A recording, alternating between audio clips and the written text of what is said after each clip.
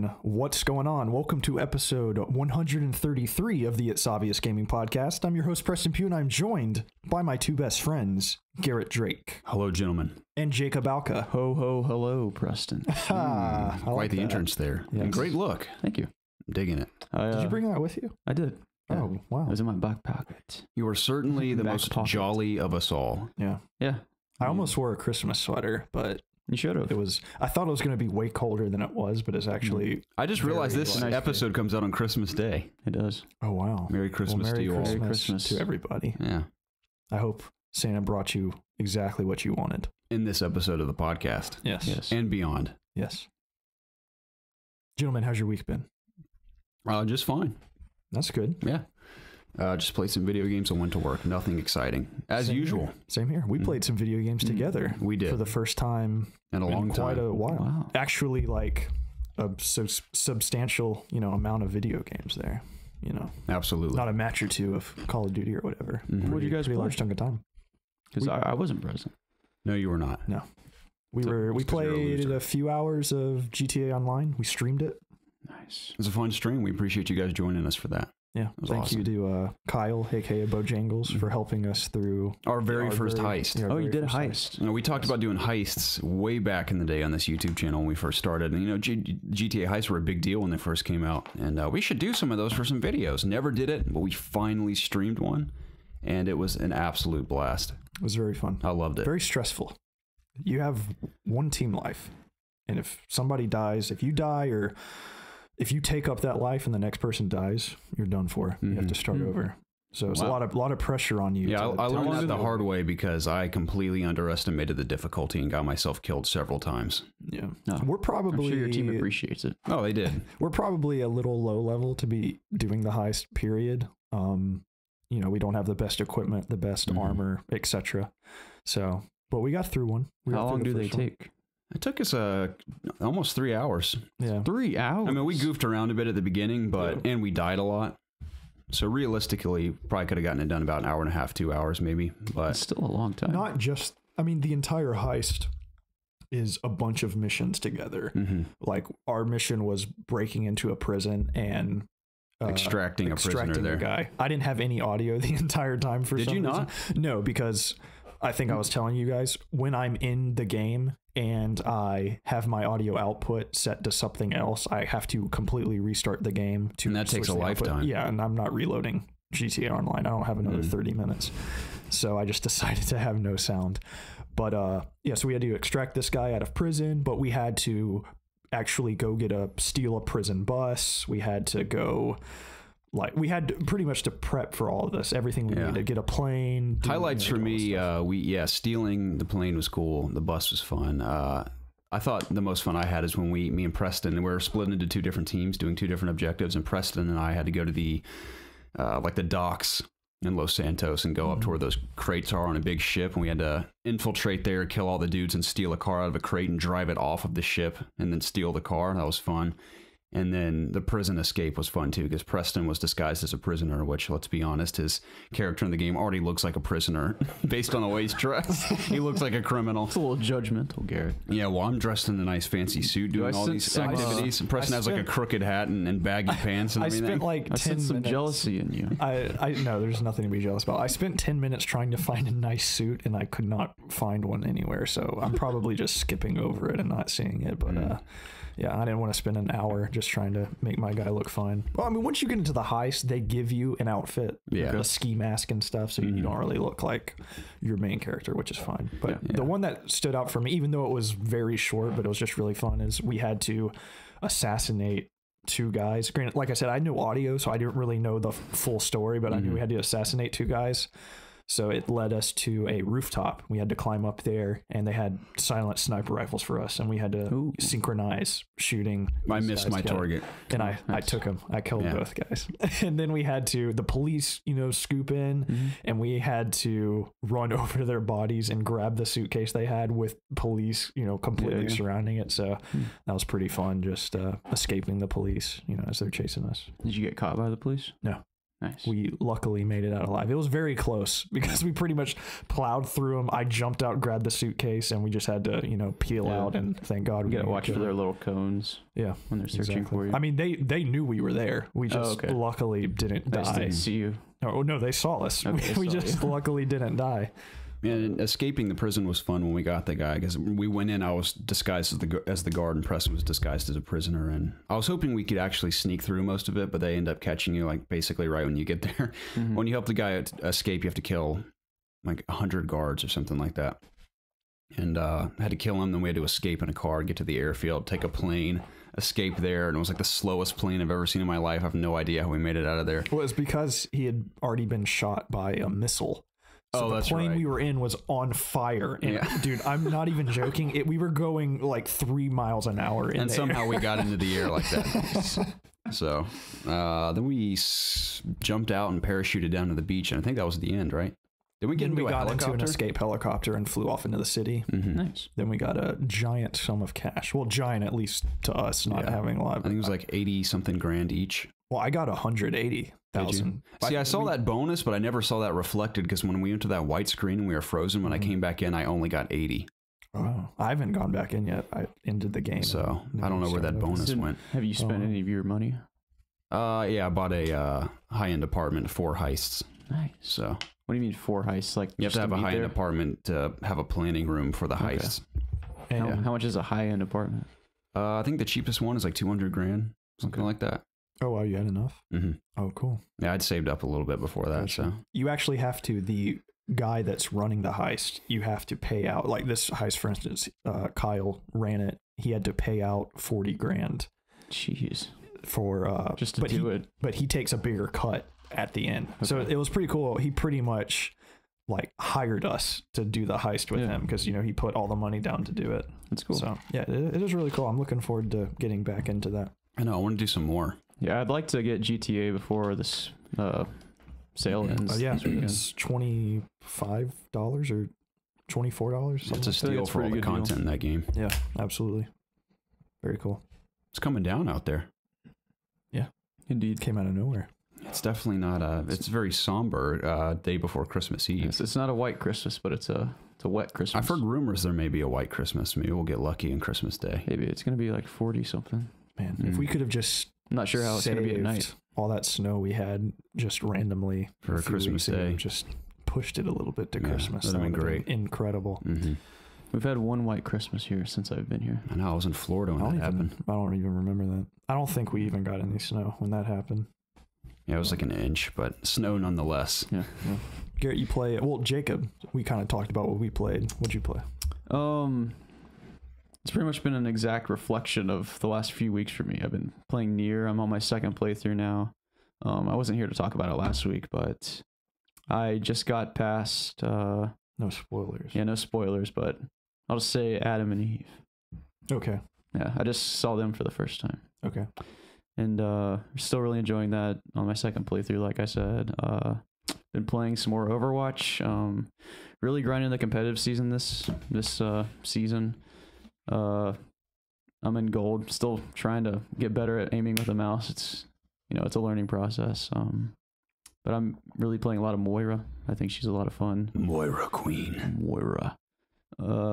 Playing Soldier when my team can't kill stuff.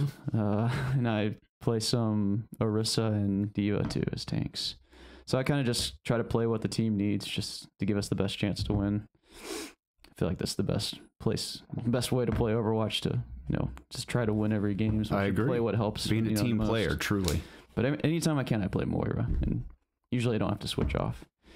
And besides that, I've been playing a little bit of Zelda. Haven't jumped into the DLC yet. I've just been doing some side quests, some more shrines. Still exploring the world. There's still places I haven't been yet, which is cool.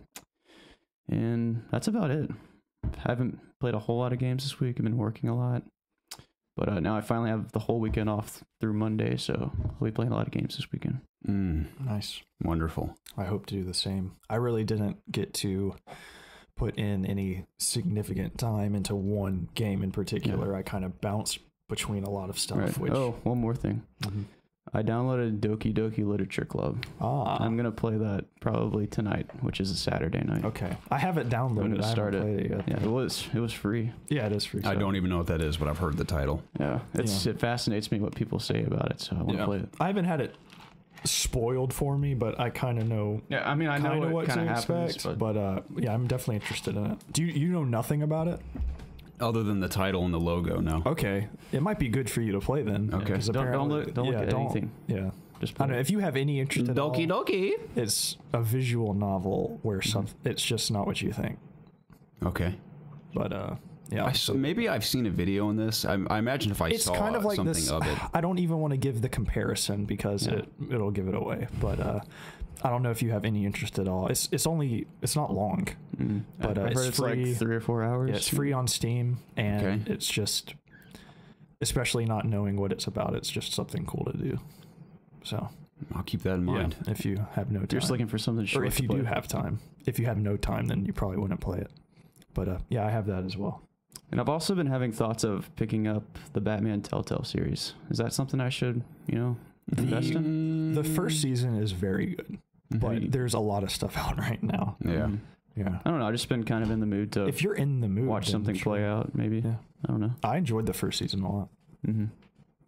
It takes. Well, I know we've talked about it a ton, but it takes the characters and does. It's sort of like the Last Jedi of Batman lore.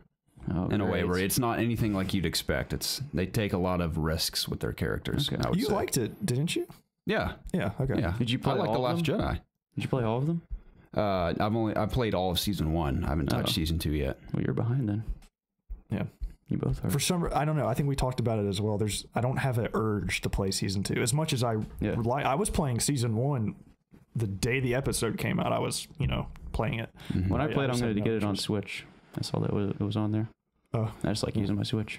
Yeah, I played it with my wife, and we would discuss what we should do and stuff. She liked it as well, but I don't know. Just that type of game, I haven't really been drawn to lately. We started Life is Strange, and I played about an hour of it, and I really liked what I played. The original game or the Before the Storm? No, the original game. It was free on PlayStation Plus a while ago, and I started that, but I liked it a whole lot, but I just had no urge to go back to it. And I think it's just I'm not really in the mood to play that or have that type of experience with a game like that. So I feel I'm kind of in the same boat. What else do you play this week? Just like I said, a little bit of everything. I knocked out the second. Did I knock out? I'm almost done with Rivali's challenge in the Champions Ballad. Mm-hmm. Yeah, I'm slowly knocking that away. I was really waiting until Christmas week to dive into that. So just played a tiny bit of that. I played a tiny bit more of Mario. I still haven't beaten it yet, but I had I was at the mechanic this morning getting a oil change. So I brought my Switch and played about an hour of Mario. And I think I'm really close to beating that story mode. I played a little bit of Xenoblade as well, maybe an hour. And still enjoying that. Like I said, it's just so massive. I want to knock out some more things before I fully invest myself back into that game. I played Grand Theft Auto with you as well. I played some more Fallout 4 VR. Really enjoying that. I'm about 6 or 7 hours into that. I was looking online to see if there were my gun had this purple hue around it, and it was annoying the crap out of me. So I found out you could go into console commands and turn off anti-aliasing, and I turned that off, and now there's no more purple stuff. So I've been enjoying the game more. What game is this? Fallout 4. Oh, okay. I've been watching a lot of lore videos for Fallout 4 recently, just when I need, like when I was at work, I'm just finding stuff to listen to while I work. And I forgot the guy's YouTube name, but he's awesome when it comes to Fallout 4 lore stuff. And it blows my mind, and it kind of makes me sad that I didn't find half the stuff that this guy found. He goes to a location and he reads all the terminals, he finds all the books, and he puts together the story of what happened in this particular area. And the ones that I've watched his videos on, they're fascinating. That's cool. And it like upsets me that when I was playing Fallout 4, I didn't take my time to go through these locations. I sort really of played it generically everything. too. I never read that shit. Like I would just go in, loot, kill the stuff, and exactly. That's what I do. And don't get me wrong, I freaking love doing that. But there's a whole nother layer of like storytelling that I completely missed. And it's awesome. That's why I like really some of the cool. vaults, because they kind of have their own stories. Some of them. Yeah, he has one on the vault. There was one about the Dunwich mines, which you remember the Dunwich building, and changed my life. Yeah, and I remember going through the Dunwich mines, but I didn't really know. I knew it was the same name as the Dunwich building in Fallout 3, but he went through all the terminals and put together that they were intentionally making it not safe to work there, so people would die and they would have bodies to sacrifice to this whatever it is. And this before the bombs dropped? Yeah, before the bombs dropped. So there's just this entire backstory about these people trying to kill people, and there was this one this one foreman who had like 0 accidents, and they weren't happy with him. So as you're going through the terminal, you know, you're like, well, why aren't they happy with him? He's having no accidents. And you come to find out that they were intentionally making it not safe to work there for people to die. So just little stories like that are awesome. There's this coffee shop with this secret bunker underneath it where they made Pam, who is one of the assaultrons that the railroad was using, and you find out what she's for. Just, you know, small things like that really just add to the lore of the universe that are just freaking awesome. And it really I'm playing Fallout like that now. I'm going into locations and reading all the logs. I just went into some electronics store yesterday and was reading all these stories about, or not all these, just one story about a guy ordering some robots for some reason. I'm still kind of looting around, but it's, you know, it's not as cool as the sacrificial stuff, but those animals, man. But anyways, that's really cool. I'm enjoying that a lot. I bet it's even more interesting playing it in VR like that. Yeah, it is. I mean, there's different things for something like that. Just really getting into the lore and stuff, I feel like I might enjoy that part better playing it normally. But in terms of combat and just how I would typically play it, like you just said, running around and looting and stuff, yeah, it's really fun in VR. It's just a different experience. I really wish there was a way you could transfer your save back and forth, just if one day I'm not feeling VR, but I still want to hop in and do stuff like that, I can transfer it. But I don't think you can do that. Some people were saying you could, but I haven't really looked into it. Other people were saying you can't. Bethesda officially said you can't, but people think they're lying and stuff. But anyways, that's a whole nother issue. So anyways, I played that, and then I was telling you guys at lunch, 2 Tomb Raider games on the Steam Winter Sale for about $1 a piece. The Angel of Darkness, Tomb Raider Legend, or no, did I buy Legend? Angel of Darkness and Underworld, Tomb Raider Underworld. I think I bought another Tomb Raider game as well. Maybe it was Legend. Anyways, just for nostalgic purposes, because I played a lot of Angel of Darkness on my PS2. And even as a kid, I remember thinking that it was insanely dumb to control, just had awful controls, and just honestly, I don't think it was that good of a game back then. And man, does that not hold up, you know, today. I have, you know, the same feelings just amplified. That game is just, in terms of controlling Lara Croft, is an absolute mess, and I cannot believe somebody released that game and was like, yeah, man, that feels really good to play. Exactly. Yeah, I can understand those type of controls on PS1. You know, that's because it was PS1, but on PS2, when you have an analog stick and there's other games, you know, with using it, it's just, oh my gosh, it's so bad. It's just awful. But still better than the new Tomb Raiders, right? Yeah, for sure.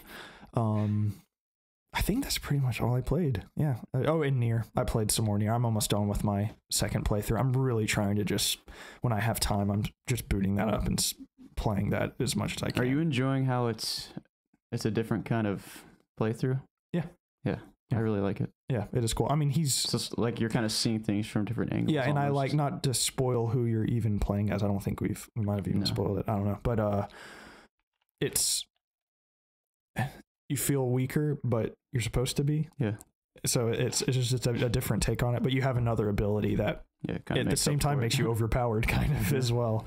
But I like you're essentially playing through the same thing again, but you're getting more story cues, and at some points you veer off and do your own thing. But yeah, I'm really interested to see what the third playthrough is gonna have in store. Have you seen the opening cinematic? Yeah, there's seen things stuff. Yeah, I'm like, what? When does that happen? Yeah. So I'm super interested to continue to play the game. And I like that there's like chests that you can only get in the next playthrough, and that's cool because there's a lot of cool weapons in a lot of those. And there's side quests too. Yeah, and there's new quests that you have to use abilities, that you have in the second playthrough to accomplish. So it doesn't it kind of feels like another playthrough, but at the same time, you can do so many different things too. Yeah. So it changes it up. Seeing, like you said, some of the opening cinematics, I have a feeling that some of the later playthroughs are going to be pretty different. Yeah. I don't know. That's just a guess that I have. So I just don't really see how the things we saw can fit in what we've seen, in the first playthrough. But yeah, that's pretty much all I played. Yeah. Excellent. I picked up Metro Last Light on Steam because you sent me that little ad. I think it was like $5. How much was it? Yeah, it's $5. Yeah, it was super cheap. So I immediately started playing it because I recently mentioned I wanted to play through 2033 and Last Light prior to. I think it's Exodus. It's the next one, right? So I was confused because maybe it was something on the main menu said 2033 or something, but I thought I was playing 2033 for like the first hour, and then I realized it was Last Light. Which is fine. I don't think I'm going to go back and play 2033 based on what you told me. Not that it's a bad game, but now that I've played Last Light, it'd be like taking a step backward in terms of gameplay and everything. So I would just watch a summary. Yeah, that's probably what I'll do. Yeah. But I'm loving Last Light. I mean, especially because I've been getting into, like we mentioned last week, playing a lot of more PC games, and just playing a shooter on PC feels really good. So that alone had me interested in the very high frame rate, of course. And the world I'm very intrigued by. I'm not going to go on too much of a tangent because I know you've talked about it in the past, but very Fallout-like in the sense that it's post-apocalyptic and everything. But I love the idea of the metros, like the new metropolis underneath the streets of it's Russia, isn't it? Yeah, it's Russia. So I love all the different districts you visit and characters you meet along the way. And the gameplay specifically has me totally hooked because I love being stealthy, and the stealth in the game's great. And I love the option and the settings where you can turn on advanced physics. The bodies, when you whether you're shooting them with a shotgun, blast them down a hall, or pop them in the head with a silenced weapon, just the way they fall is like so realistic. It's something I appreciate. It's always the little details I like. But the world building is what impresses me the most, because even though the game's very linear, you just feel totally enveloped by the grit and the darkness of this world they live in, and the creatures you encounter, which had me chills going up my spine the entire game. I was going to ask you how you feel about the dark ones. See, the dark ones don't freak me out nearly as much as the other things do. I think what freaks me out the most so far are those bugs in the swamp that kind of look like praying mantises. Those things, man, freak me out. Do they charge at you? Oh, yeah. Yeah, you don't like that shit. No, and they have very long arms, too. They have a long reach. That's why I thought you wouldn't like the dark ones, because they're the long, slender. Yeah, so they're definitely creepy, but I think it's because they're more... what's the word I'm looking for? They're kind of ghosty. Yeah, like ghosty. Like they're like a mental enemy versus the other ones are just physical beings that want to slaughter you. The ape creatures that look like giant rats with giant forearms, they're not too bad. But the creepy crawly bugs, the spiders, not down with the spiders. Spiders. So now, I don't remember if they're in the second one, but the first game, there was a part where you had to go through a library, and there were these creatures called the librarians. Oh, really? And they freaked me out. It was definitely the scariest part of the game. Just that name alone freaks me out, the librarians. Just tons of jump scares in that place. So, nice. Yeah, great game. I'm loving it. So I'm pretty close to the end, I believe, just based on the way the story's been playing out. Yeah. Oh, wow. I mean, I've been playing it a lot. Oh, wow. Any free time I've had, I've been playing that game. So yeah, I'll have to ask you once we're off about some stuff, to how you thought about some things towards the latter half of the game. If I remember. So it's cool. How do you like the kind of minimalistic UI, where in terms of your compass and your light, you actually have to bring that stuff up yourself? I love that. It helps you become more immersed into the world for sure. If there's not like, oh, here's your ammo count and here's your compass up at the top of the screen and everything. So I like that a lot. That's one of my favorite gameplay mechanics, is the high grade ammo, where you have this ammo that is really powerful, but also it's the currency of the game. So you have to kind of decide if you want to save that, or man, I really need to kill these guys. You know, just that decision you have to make is cool. Yeah, I enjoy the weapon customization as well. I haven't customized too many myself, but I picked up so many different configurations of weapons so you can kind of see what you can do with them. So I picked up a silenced SMG at one point with a night vision scope on it, and I've been using that the entire game. I haven't traded it for anything because it's just so useful in so many situations. Have you got any of the air rifles yet that you have to like pump? I don't know if I have. Maybe. I think those are in Last Light. Okay. I specifically remember in the first 2033, you had almost like a super lethal BB gun that you had to pump up to, shoot the bullets harder. Yeah. I don't remember if that's in Last Light or not though. Yeah. I love the use of light and dark in the game, stealthing around, blowing out lights and turning off generators, and they can see if you have your lighter on and your flashlight on, and they can see you and everything. So I like that a lot. Yeah. I'm not playing on a super hard difficulty. I think I'm playing on normal to where it isn't very easy, but it's not too difficult either. Yeah. So, but really enjoying it. It's been fun. Cool. Also jumped into the Freedom Chronicles Wolfenstein DLC. Episode 0, I was confused at first. I thought was the entire DLC, and I was very concerned at first. Have you played Episode 0? I have. Yeah. Okay. Because it's basically an advertisement for 3 different ways you can play the game. Because one of the new characters has the breakthrough walls ability. The girl has the sneaking ability, and the other guy has the leg ability that you can have in the main game. And I thought that was it at first. I was like, that was so bad. It just felt like very short Wolfenstein missions with 3 different abilities, until I realized it was basically a trailer for the DLC you were going to play. And I played Episode 1, all 3 parts of Episode 1 with Joe Stallion, the football player. And I mean, they don't go too deep on character development because it is very short, but the short story you get feels like almost like an episode of a comic book or an issue of a comic book, especially the way it's illustrated too, because they don't have full-on cutscenes. They've done it with comic book imagery this time around. So I enjoyed it a lot. It was very brief, and at the end of the day, it is just more Wolfenstein, but I love that gameplay and that world. And his setting specifically, I think you're in Springfield, Illinois the entire time, and you go to Venus at the end, but in Springfield, you get to just mow down. It's just so fun. Yeah. You're in Chicago, then you're in Venus. Yeah. But I'm glad you get to run through the streets just slaughtering Nazis and KKK members, because in the main game, you're in that city. I know you can go back to it later for like a side quest or something, but in the main game, I just wanted to run through those streets shooting everyone, but you get to do that as this character. And that's cool. It was awesome. So, yeah, it was a lot of fun. I've only played Episode 1 and be doing little bite-sized video impressions for COD Connected. Episode 1 is the only one out right now, correct? Yeah. Okay. I'm probably going to wait till all of them are out so I can just binge them. I'm excited for Episode 2 because there's a huge emphasis on stealth, because she's like the silent assassin character. Now, this guy, I purposely put it on the easiest difficulty so I could just run through everything, slaughtering everyone in my path. It was so much fun.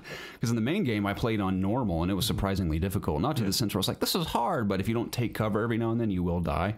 Whereas this, I mean, I was so unstoppable that if someone was shooting me in the back, I would slowly turn and just look at them.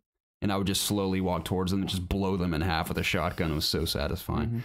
But he has the ability where he can smash through walls. So if you smash into an enemy, it'll kill him instantly. So I ran around like the Terminator. It was amazing. Nice. And I'm going to play the stealth episode very stealthily, of course.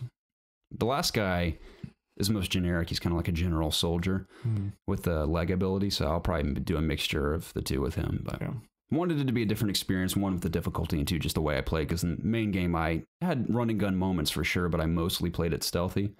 So I liked getting to run around like a crazy madman. And he has so many cool ways to describe himself. I think he calls himself a beast of vengeance at one point. I'm like, that sounds badass. There's also a really cool name that they give him at one point. I can't remember what it is. I'll talk about it in my video stuff, but really cool.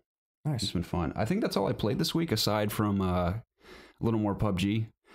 I've been sort of getting into the swing of things in that game, because I've been taking some OG advice from out there in the community, where like, if you want to get half decent at the game, you just got to drop in at the very beginning to the most heavily populated areas and just start shooting as many people as possible. That's what I've been doing. I've gotten a better feel for the way certain weapons feel, and different areas of the maps and everything, and it's been fun. So I'm getting used to playing that game more. Okay. Yeah, I need to probably do that, because probably in the short amount of time I've played it, maybe a few hours, the amount of time I spent shooting somebody is like 30 seconds. So I'm not used to how everything feels and stuff. So yeah, I've had some fun moments for sure. A couple highlights last night, specifically in the desert map. I killed a couple guys by sneaking up on them, like different guys that were in a fight. I snuck up behind one guy and killed him, and then I realized because it was outside a building, and then right inside the building through a window was another guy with a shotgun trying to shoot me. I was like, oh crap. So I'm taking cover against the wall, and he's trying to shoot over the edge. So he ends up bursting out of the window on the other corner of the building, and I run around and pop him with my little Uzi or whatever and got him. So that was fun. But another interesting encounter was 10 minutes later. I was walking past this gated area with these big towers, and I got hit by someone, and I could tell it was off to my left, but I couldn't see who it was. So I ran over behind a tree, and I heard a metal cling. So when I looked over, I knew there was like these metal objects around. So I'm like, he's got to be somewhere in there. So I was looking, and he crept out from underneath this little metal structure, and I could see him in the bushes, and I popped him, and that was a fun one. And the funniest part about that whole match was that I had about 5 or 6 kills, and at the very end, there's about 15 people left, but I was behind. The force field had passed me because I was just too lazy about getting to the next area in time. So I was in a big van driving towards the area, and someone started shooting at me from behind. So I start running or driving up a hill, and I get to the top of the hill, and I see another guy out in front of me. I was like, I need to pop that guy while I'm out here. So I jump out of my van, I run up a little bit, and I shoot the guy that's down the hill a little bit. And I turn around, and my van had rolled down the hill. I was like, crap! And I rolled so far down the hill, but then when I looked down there, I saw the guy who was shooting me earlier. It looks like an ant on my screen. I don't have a scope or a rifle good enough to shoot him from that far. So he jumps in my van and drives to the circle, and I have to run all the way to the circle. I had like 8 med kits, or the max amount you can carry. And every 10 minutes, or not every 10 minutes, like every 30 seconds of having to use a med kit trying to make it to the thing, I ended up dying in the force field because I couldn't make it in time because my van rolled down the hill all because I wanted to kill that guy. But it's fun. Little experiences like that are what keep me coming back to it. Just funny stuff happening. So it's been fun. Cool. I think that's everything I played. Nice. I wanted to give a shout out to Mr. Mike Donnelly from the community for sending us an Assassin's Creed Origins code for, I believe it's PC, because he had an extra one. So that's very kind. Yeah, we greatly appreciate your generosity, sir. I told him we would, or at least I would, unless you want the code, Jacob. I was going to play all fine. I'm going to hold off for a while. So I think that's what I'm going to do after Metros, jump into Assassin's Creed finally. So yeah. Excellent game. One could say one of my 5 favorite games of this year. Oh, we're going to find out very soon, I imagine. You could say it. Could be that. You could say it. Maybe. Nice. Anything else happen aside from video games for you guys? I finished my Christmas shopping. Yeah, I did too. Did you? I have done no Christmas shopping. Really? Ooh. No. That's not good. I've actually never really been Christmas shopping in my life. Oh. I get little things for people, but I don't like go out and buy stuff. I usually make things. Like what? You for real? Like handmade cards, yeah. No, I'm just kidding. Okay. I told Casey I'd take her shopping after Christmas when I get paid because she likes to shop and I don't really know what she wants specifically. So I told her we could just go out and get some stuff. I got my wife something so cool. And I can actually say it because this is going to be out at Christmas, so she can't listen to it. But I got her a KitchenAid. Oh. Do you know what those are? Yeah. Yeah. They're pretty expensive. And my mom gave me the idea because she's like, every girl ever wants a KitchenAid, especially if you cook. So I was like, okay. So I bought her one, and a couple of days ago, she commented to me saying, man, I would love a KitchenAid. Nice. Like, yes. What does it do?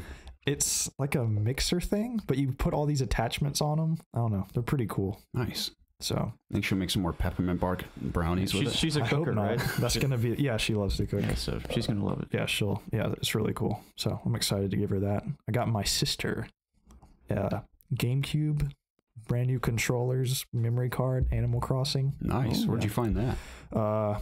Well, my uncle's getting her Animal Crossing. I actually ordered Animal Crossing. I actually ordered Animal Crossing and talked to him, and he had already got it for her, so I had to cancel that order. So thankfully they didn't send it out to me. But I have my old GameCube. I'm spruced it up a little bit. Got a can of air, blew it out, and made sure it was working.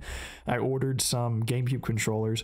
Dude, original Nintendo GameCube controllers are over $100. What? They are stupid expensive on Amazon, at least. That's as far as I went. So I got some third-party GameCube controllers that look exactly like the original, and I opened one because I got a 2-pack, and it feels like a McDonald's toy. But my sister, she's not gonna know. Yeah. So I got her one of those, and then I got her a memory card that's 600 whole megabytes. Dude, no way. That's huge. How much does that set you back? Like $5. Dude. But anyways, I got her a gift card too, but she's been pestering me for 2 years because I don't even know what happened to my Animal Crossing disc, but she loves Animal Crossing. So I think this will be a nice surprise for her. Well, it's a shame to play Preston. Pocket Camp. Oh, Yeah, I was going to say. she's been playing You wasted your money because Pocket Camp's the superior version of Animal Crossing. Yeah, exactly. She's actually been playing that. Every time I log in, she has gone to my campsite and gave me kudos. Wow. So, yeah. That's great. Yep. That's pretty much the extent of exciting things that I bought. Anything from you, Jacob? What, gifts? Get gifts or just experiences from this past week? My dad was telling me that he needed a phone case because he has a pink iPhone and he hates it. That was the only one that the store had, so that's what he has. But he's always hated that color, so he wants a phone case. He just kind of hinted that to me. And I've noticed that you have a nice phone case that charges your phone, so I bought my dad a phone case that charges his phone. It's a great gift. He's really gonna like it. Yeah. In terms of really cool gifts, I mean, none of my gifts are exciting, I guess. But, you know, I did buy nice gifts for my family. Great. I've spent more money than I ever have, which, you know, it feels good to do that when you have the ability to. Yeah. So I agree. I bought my uncle a cool Georgia coach sideline jacket. I gave it to him because he went to the SEC game. So I just said, "Oh, here's your SEC early Christmas championship." Yeah. So I gave him that. I also got him and myself a Steam Link. If you know what those are. No clue. They are, you know what a Steam Link is, right? yeah, you can use it on your console or your TV. Your TV. Yeah. It's a little box that streams whatever's on your computer to your TV. Interesting. So you can play it on your TV, streaming it. I got two of them, one for him and one for me. And One for me. Yeah. It's just a little doodad to give him, since I gave him his big gift early. But I tried to get it to work for like 10 minutes and I couldn't figure it out. And I just didn't feel like troubleshooting and stuff. So I'm assuming it works. So we'll see. Great. Yeah. Yeah, I didn't really do any Christmas shopping this week, but I did have a hilarious encounter with my boss at work that I think especially Power Ranger fans will appreciate. So night was over. Me and the other sound guy were striking the stage, getting ready to go home, and my boss walks up to tell me something. I can't remember what it was, but he was wearing a Mighty Morphin Power Rangers track jacket that just looked so cool. It's like, man, that's an awesome jacket. And he goes, yeah, you know what? The best part about this jacket is I found it. It's like, you found it? It's like, where'd you find it? He goes, you know, one morning when I was getting on the bus to come to work, I noticed it just folded up nicely on the bus bench, just sitting there. Didn't think anything of it. Of course, I thought it looked cool, but I just left it there. I was like, oh, interesting. He goes, yeah, I go to work all day long, 12-hour shift. I come back home and get off the bus. It's still sitting there. And he goes, and when I saw the jacket and I cut him off, he goes, I saw the jacket. You know what I thought? And I cut him off and I go, it was morphin time. And he just pauses and he looks me in the eye and he goes, you're damn right it was. It's the most perfect conversation ever. He was just like, I got off the bus. You know what I thought? And I cut him off and I was like, it was morphin time. And he just takes a step back and looks me in the eye and he goes, just quietly, you're damn right it was. And it looks awesome. It was a great story. It's awesome.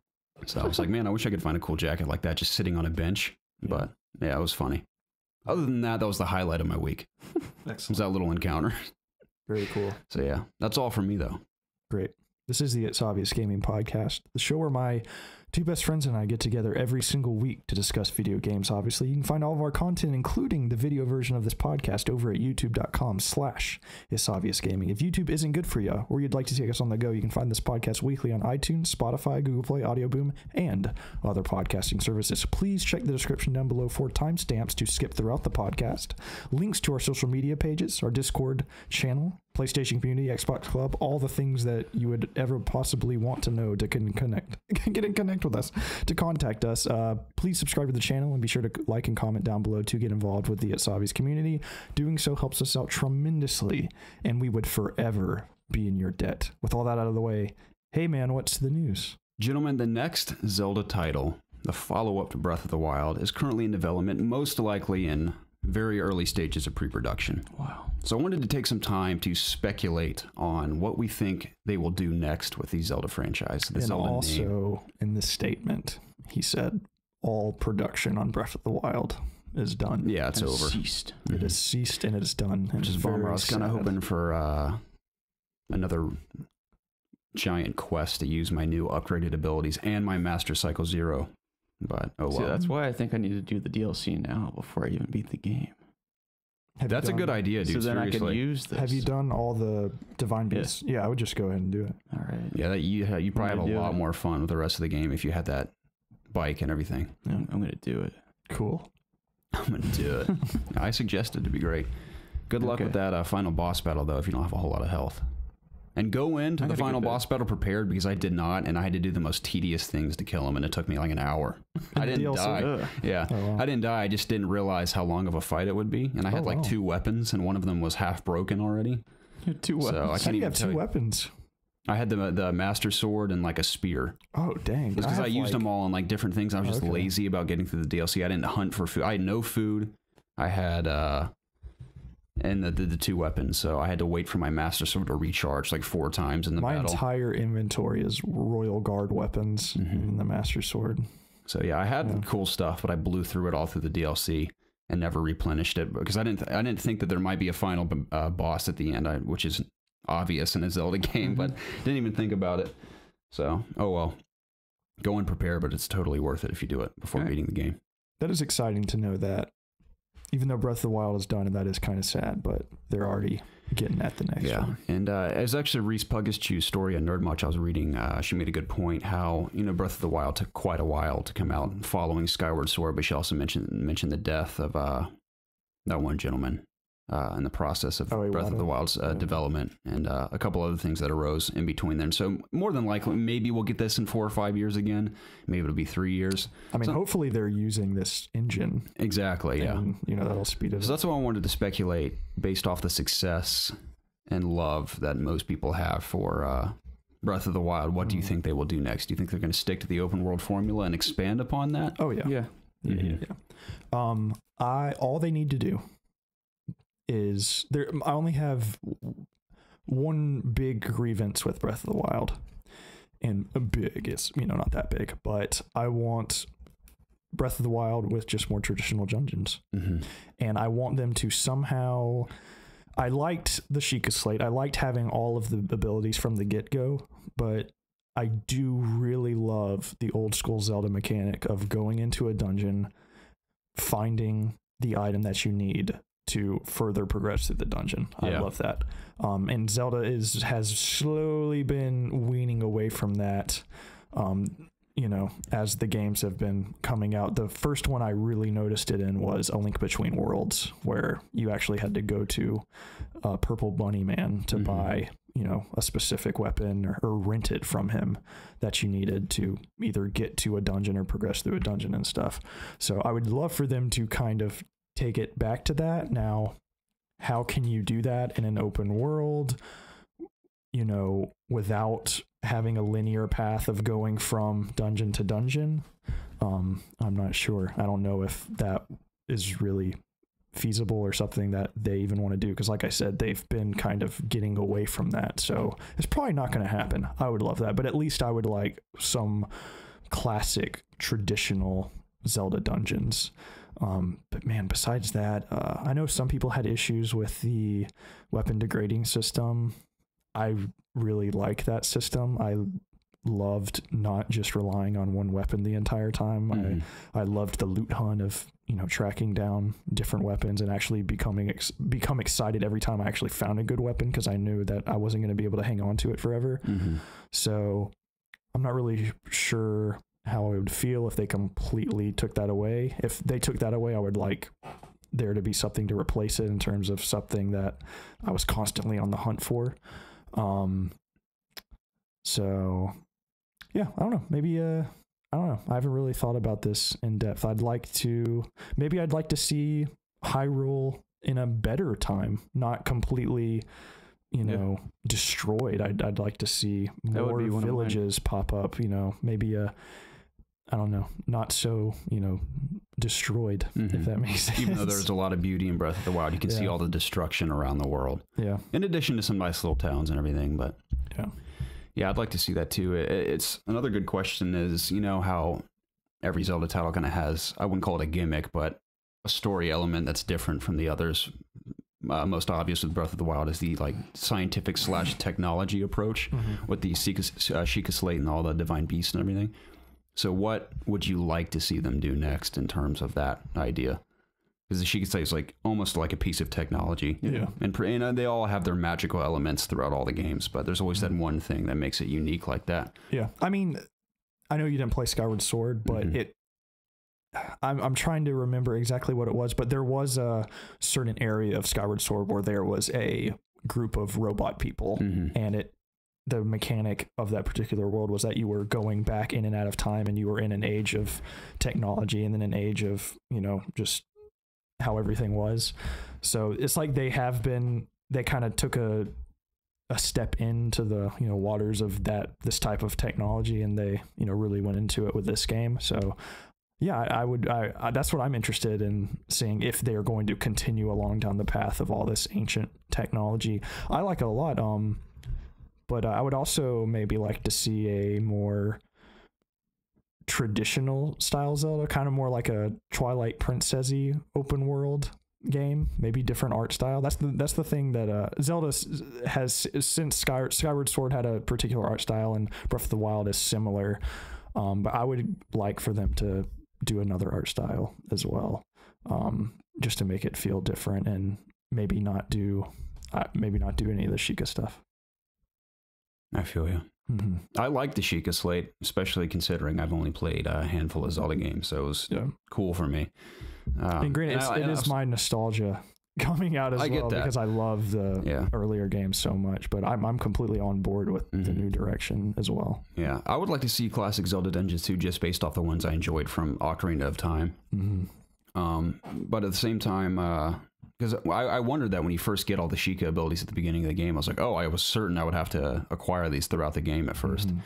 But in some ways, I think it works where every shrine you do and every divine beast, you have to some extent, you have to use every tool at your disposal, which makes every dungeon, or not dungeon, every shrine or divine beast interesting in a way where you're constantly having to combine different things, and sometimes doing things that maybe weren't the intended way to complete them, but you figure out a way with the tools at your disposal. So I think that was a huge strength of it for sure. And I think that is probably a reason why they wouldn't do what I was saying earlier, where I go into a dungeon, I get this piece, and I know how to complete the dungeon.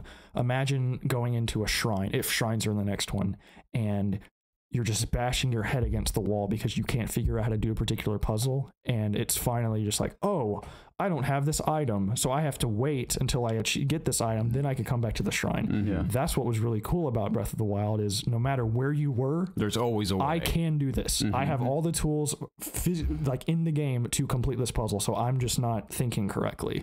So I think that would mess up with the flow of the game if, the system I just talked about were in the game. So they're probably not going to happen. We'll see. What would you like, Jacob? I mean, it's kind of hard for me to answer, having only played Breath of the Wild and haven't even finished it yet. But I can say that, one of the things that's always bothered me about the game, and I know this has never been Zelda's really strongest suit, but just the overall narrative of the Hyrule world, I want to know much more about it. And Breath of the Wild has never, fully satisfied that itch for me. But, I've always been able to look past it, because just pretty much everything else about that game is a 10 out of 10. And, if they could just maybe, I don't know whether that involves just, a more populated world, a more, fleshed out story, more quests. I don't know what the answer would be, or the right balance is, but, I just always wanted to know more, and I'm sure other games have told us more and more about the world. This is definitely, in terms this is all I know, the main Zelda games, excluding the original NES ones. But this is definitely the least amount of time, or the least amount of backstory, or just story overall that we've received. I don't know, I just feel like there should be more people that I care about in the game. Yeah, That makes sense. I think that they're definitely seeing that, so that should be something that they improve in the next one. But I also think that they also intentionally did that as well. I think they wanted it to just, this is the first Zelda game where you don't have a companion. Literally every Zelda game, excluding the NES ones, but as far as I can remember, since Navi was introduced in It wasn't like a little Ocarina of fairy or Time, something. you have a fairy. In Majora's Mask, you have a fairy. In Twilight Princess, you had That wolf. Minna, the little girl. Oh, that thing, yeah. You had Minna. In Skyward Sword, you had Fi.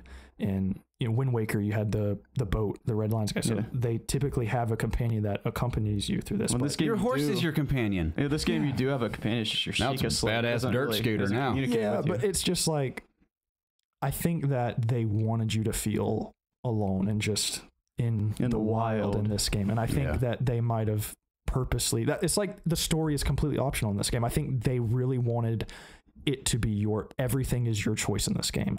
You want to go into more story, find the memories. You want to go do all I the do shrines, love the this. memories, by the way. Yeah. They really open things up. Yeah, so I think that I would like for them. I like the choice that if you want to really try and find out as much about the lore and stories you want to, they give you ways to do that. Granted, I still don't think it was enough, so I think they just need to give you more. But I do really like how they give you the choice to completely ignore it or follow it if you want to, because that's the first thing I did, man. When I got the memories, I was hunting down all the memories. I got those out of the way right before I was done with the second Divine Beast. I've been putting it off because I do enjoy doing them so much that I kind of wanted to save them for later, and now I'm kind of doing There's one in Hyrule Castle, and I was so underleveled, and I had to sneak past everybody, and that was so fun that if pretty much anything looked at me in that place, I was dead, and I still got to it.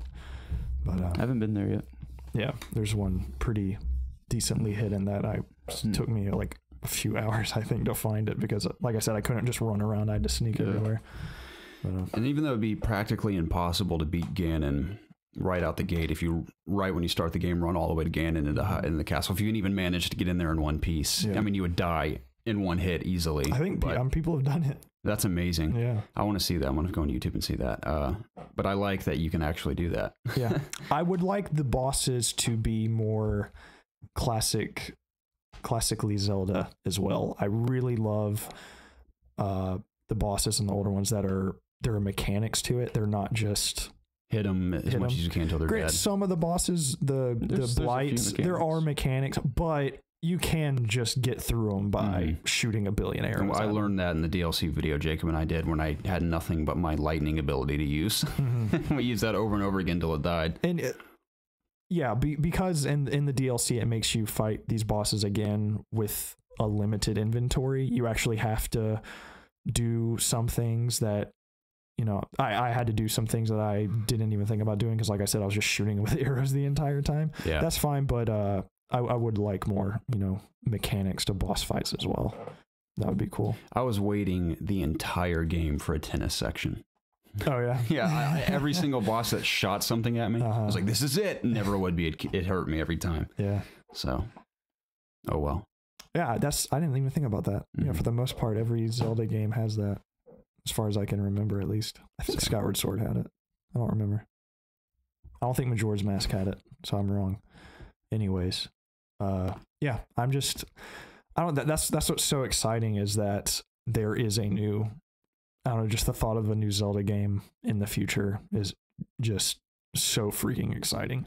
And don't get me wrong, I was hyped for Breath of the Wild, but I kept my expectations down, because honestly, the first things I saw of the game didn't impress me that much. I remember the first time they even revealed gameplay at one of the old Game Awards, where it just showed Link on Epona running through the woods, and he jumped off and shot an arrow at a goblin. I thought, oh, wow, that looks interesting. And, years go on, and it's one of my favorite games I've ever played.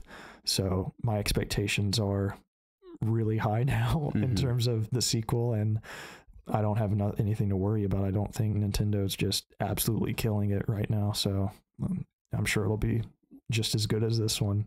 We could potentially be close to 30 years old when it comes out. Yeah. It's a scary thought. For sure. Wow. That is scary. It's weird. Hopefully it won't be that long, but we'll see. Yep. Well, cool. Anything else about Zelda from you guys? Side note, I found a Super Smash Bros. Link amiibo in a GameStop, which I don't know if they're still as rare as they were, but when Breath of the Wild initially came out, that was the only way you could get Epona, and they were so freaking expensive on Amazon, like $60 or $80 for this amiibo. And I found one left at a GameStop over in Swanee, I think. So I picked him up. Nice. Yeah. The Twilight Princess amiibo that recently came out gives you Epona anyway, so I don't need him, but he looks cool. I've never used an amiibo. Oh, really? Yeah. Me neither. Oh yeah, I used Mega Man once, I think. When I was playing hardcore, I used all of my amiibos once a day. When I was getting a ton of stuff. I bet. Yeah, you get some cool weapons. Cool. Yep. Did they break? I don't think I even used them. I displayed them in my house. Nice. I always forgot I have that house. Yeah, I got the Fierce Deities sword from Majora's Mask, which is like one of the coolest looking swords ever, and I just hung it in my house, so I never even used it. Where is the house? The house? It's in town. Gosh. The southeast corner town. It's the town where the first town you go to talk to the old lady that looks like a little girl. Yeah. About your Sheikah Slate. Yeah, that town. Okay. You can talk to a like construction guy, and he'll sell you this house, and it's probably the longest side quest in the game. I would pick it up as soon. Oh no, you already beat the Divine Beast, didn't you? Yeah. You kind of have to go to every area to complete the side quest, but it's a good one. You get a house, you can build a completely brand new town with this guy. I've yet to finish that side quest. I mean, I'm going to do all the quests. So I believe if your Hylian shield breaks, the only way to get another one is from this new town. Somebody will sell you one. Interesting. I didn't know it could break. I've been using that thing for ages. I know. I'm surfing on it. I'm doing all this stuff, and it's still good. Yeah. So, yeah. Apparently, it can break. Interesting. Yeah. That thing's taken an absolute beating for at least 20 hours with me, and still don't. So. Yep. Well, that's all. Those are all my thoughts. Cool. I don't have much to add to that because, again, I haven't played too many Zelda titles. I just hope that not only that it's as great as Breath of the Wild, but I hope they go even beyond that. You know what? Just to hold me over, give me Wind Waker and give me Twilight Princess on the Switch. Just to hold me over, Nintendo. I would definitely indulge, yes, especially in Twilight Princess. Yeah, because I never Twilight Princess gets so much shit for some reason. I guess because it's too similar to Ocarina or something. I don't know. I haven't really gone into looking why people dislike it, but I absolutely love Twilight Princess. I think it's fantastic. So I don't know what the deal is. Bastards. That's what the deal is. Yeah. There are... that's wrong. I do know one complaint. The beginning's too slow. I don't agree with that. But whatever. You do have to... You're forced to be a wolf for a little bit. Yeah. But I think it's fun. Well, you spoiled the game for me. Kind of like the opening of Kingdom Hearts 2 is very slow as well. Yeah. Yeah. It's nothing like that game. Some people completely write off Twilight Princess because it's too slow. But the beginning's too slow, which... Yeah, when you compare it to something like Kingdom Hearts, where people are like, "No, man, just get through the beginning and the rest is good." I need to finish Kingdom Hearts 2. I never finished. I stopped playing it. Yeah, it's nowhere near as bad as that. At most, it's an hour. But I still think it's fun. Kingdom Hearts 2 is a good game, dude. I got to the very end. One of the best. Anyways, it is starting to show its age, though. You guys want to talk about our top 5 games of 2017? Yeah, sure. I do. Let's do it. So I figured we can just go around, each of us just say what our top 5 are, and then we'll just talk about all the games instead of being like, here's why my top 5 are this. We'll just talk about the games I've always disagreed with how we do this. I've always thought we should go one at a time. And I'll do our 5s, I'll do our 4s, I'll do our 3s, like that. We can do that. But alas, I'm outnumbered here, if that's how you guys want to do it. I don't care. Whatever's quickest. We're draining time quickly here. Yes, we are. Sorry. Yeah. So. I mean... I don't know. How do you want to do it? I don't even remember how we normally do it. It's probably from my hat.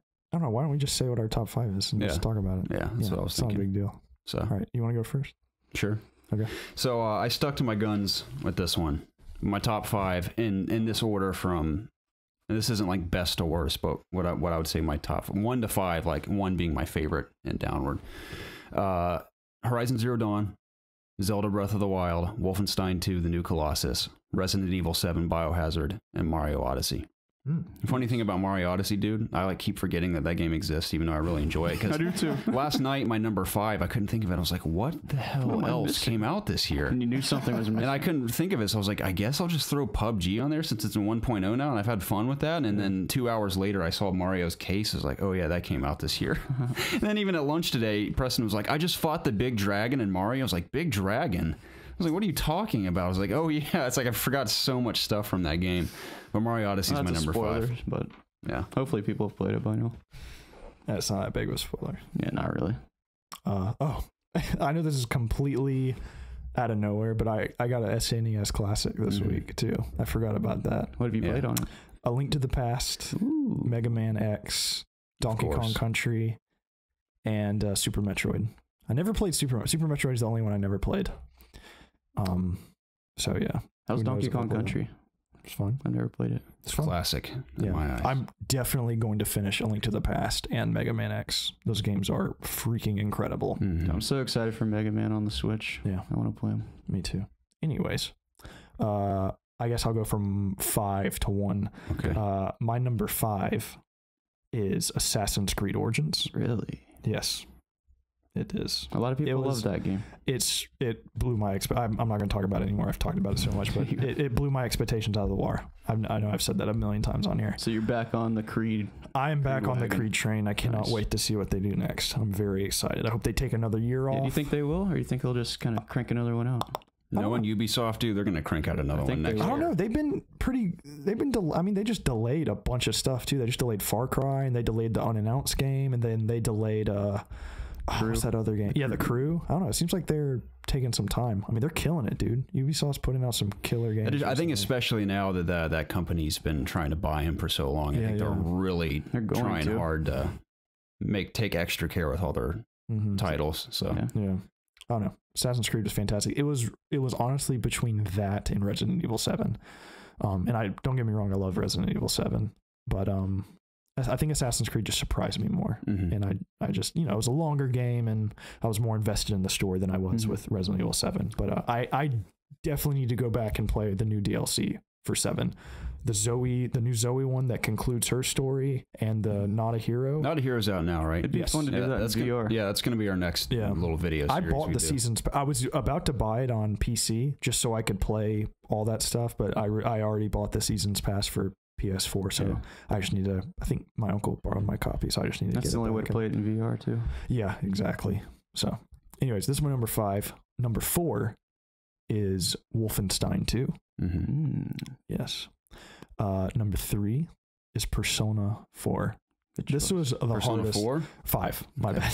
Not Persona 4. Persona 5. This was the hardest one to kind of figure out where I want it, because I absolutely love Persona 4, but obviously I have it at 3. So 1 and 2 were so tight together. So like 3 is the only place I could really put Persona 5. You should put Persona 5 as your number 5. It just makes sense.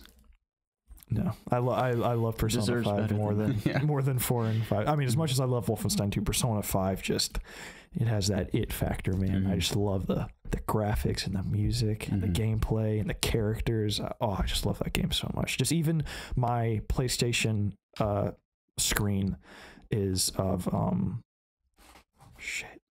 who's the main character? Does he even have a name? He's your name. Yeah, he's your name. I know he has a name, but I forgot it.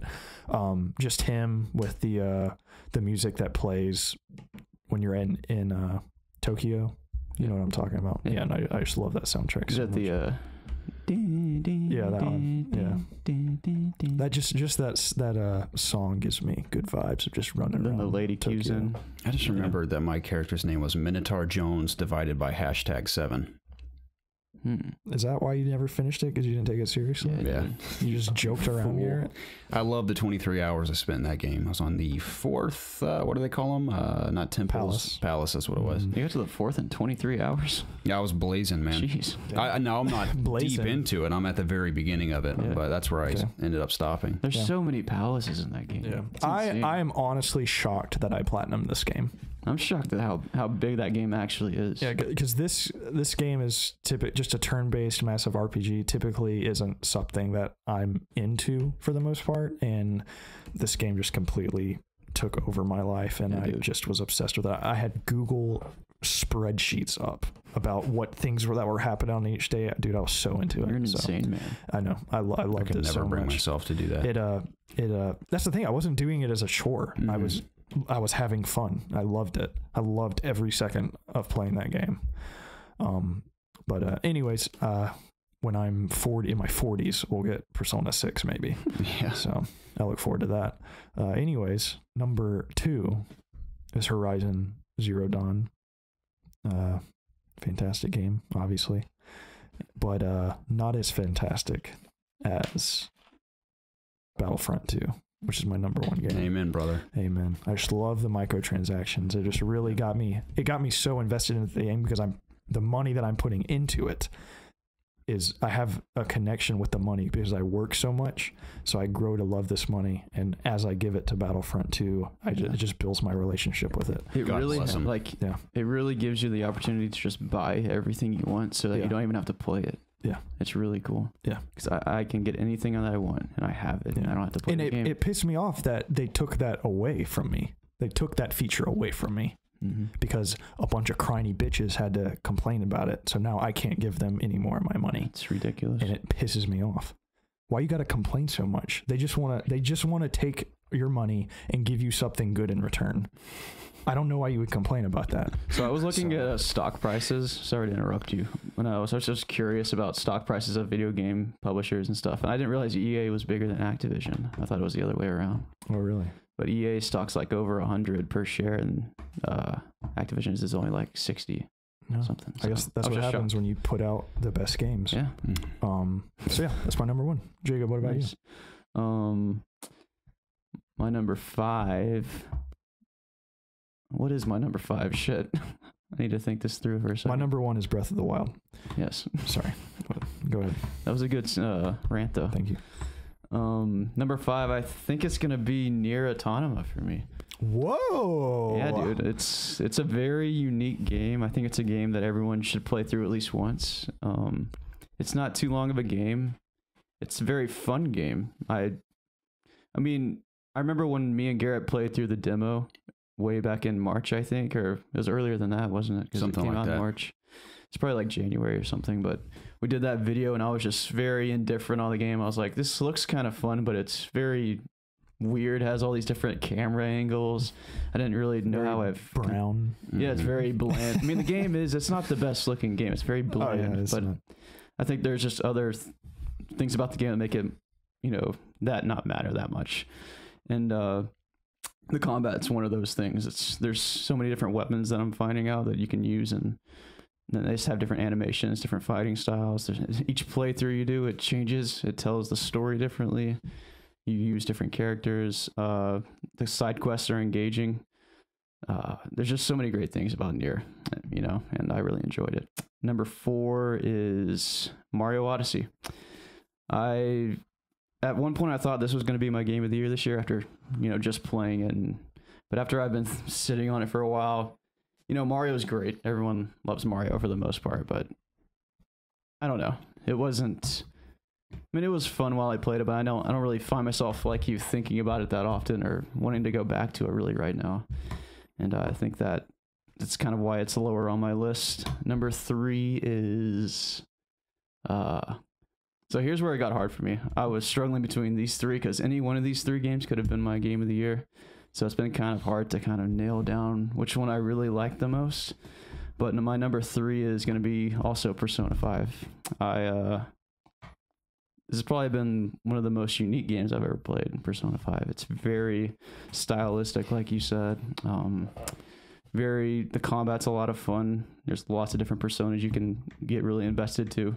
This game's so deep that you could, be a crazy man like Preston and just play this game for hundreds of hours if you wanted to really get the most out of it. But I was just fine with my one playthrough on normal difficulty, and I enjoyed every second of it. The story was a lot more vast than I ever thought that game would ever be. So it was a really eye-opening experience for someone that hasn't played a whole lot of JRPGs. Number 2, Horizon Zero Dawn is my number 2. Best combat in any game this year by far for me. That game is so fun. just to shoot all your different kinds of weapons, your different kinds of arrows and bows to take down monsters differently. I love the whole aspect of shooting off armor pieces on beasts and then exposing their true weaknesses. That's a really fascinating aspect of combat that I don't think we see enough in games. I really like that. Just kind of strategically taking down your enemies. Yeah, it's more than just shoot as many arrows as you can and it'll eventually die, which they will eventually die, but to kill them effectively. Not to like, you know, beat up Dark Souls a lot or right now, but you know, because I love Dark Souls combat, but it's just, you know, you just hit things. You're just whittling down HP. Yeah. But this, it's more than that. I mean, yeah, you can just keep shooting an arrow at them 50 times and they will die eventually.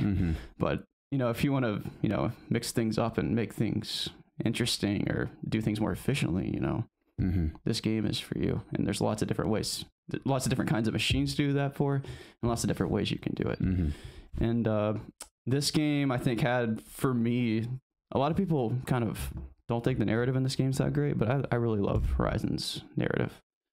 I will try to speed this up. I'm sorry. The story in this game was, it's a fascinating subject if you think about it, because like, what if we do something? I don't think I'm really spoiling anything by saying this, but like, what if we doom ourselves? Like, what's going to be the plan? Like, what's our plan when we're doomed, basically? And it's just cool how this game explores that kind of idea. And my number one was Breath of the Wild. I never thought back in March when this game came out that I would pick this as my game of the year. I've always known that Zelda was this great entity. And it is. I mean, the franchise has a very long history, lots of great games. Ocarina of Time is one of the best games ever made, according to a lot of people. I mean, I've never played it myself, but I should one day.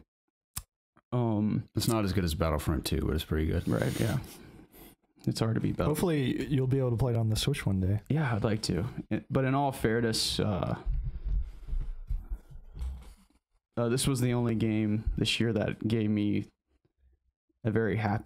Not that I wasn't happy when I was playing other games, but this game just has a way of bringing you in and just making you extremely happy.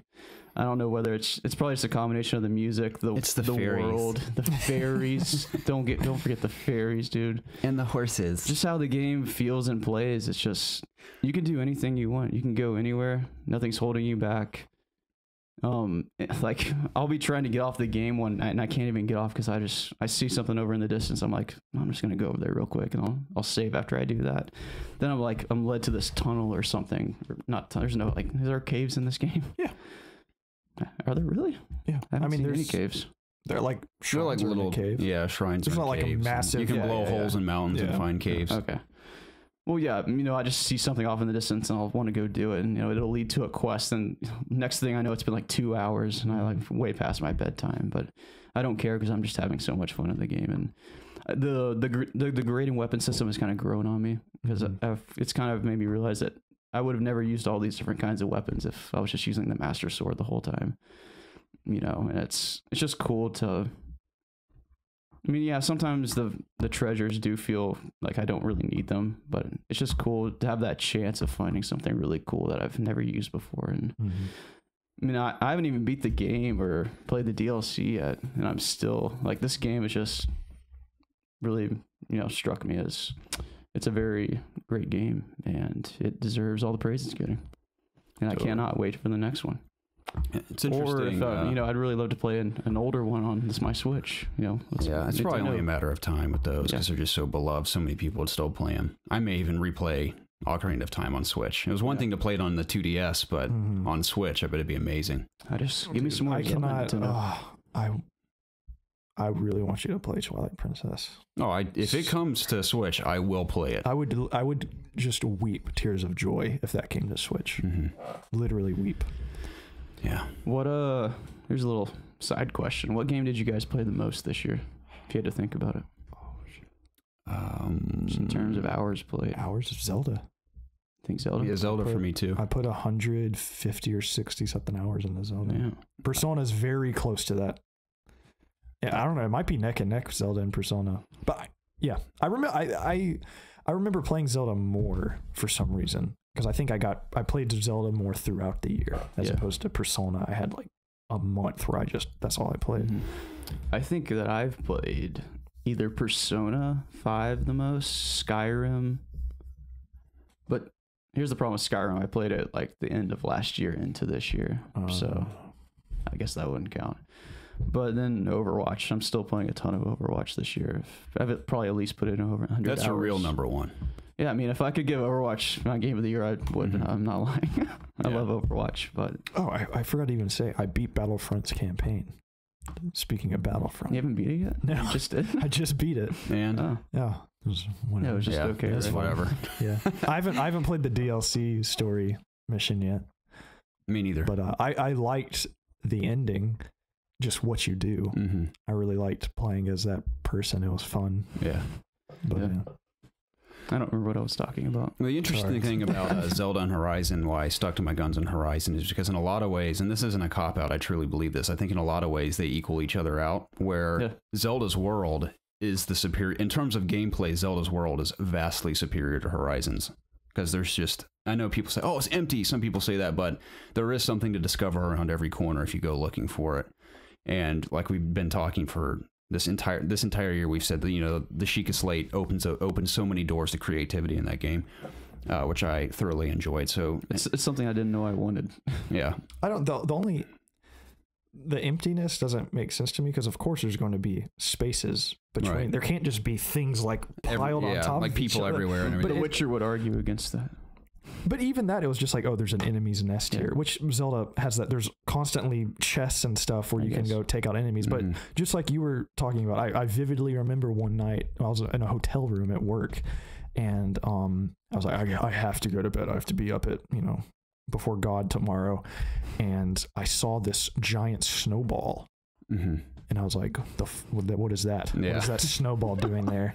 And I spent like an hour trying to figure out what this snowball's for. And I like follow this path down a mountain, and there's this giant door. So I assumed, I was like, I got to get this snowball down this hill and the door. And I spent all this time just stuff like that, where you just see that was something. a tricky one too. Yeah, you just see something out of the normal, and it just draws your eye to it, because there's just, like you said, it kind of plays into it where there's just a land, like there's emptiness, and then you just see something out of the ordinary. Right. There were countless moments for me like that in Zelda. Countless. And then when it comes to combat, Horizon's clearly the superior game. But that's the thing. A focus of Zelda has never been like, we got to have the most creative, innovative combat ever. That wasn't really the point at all.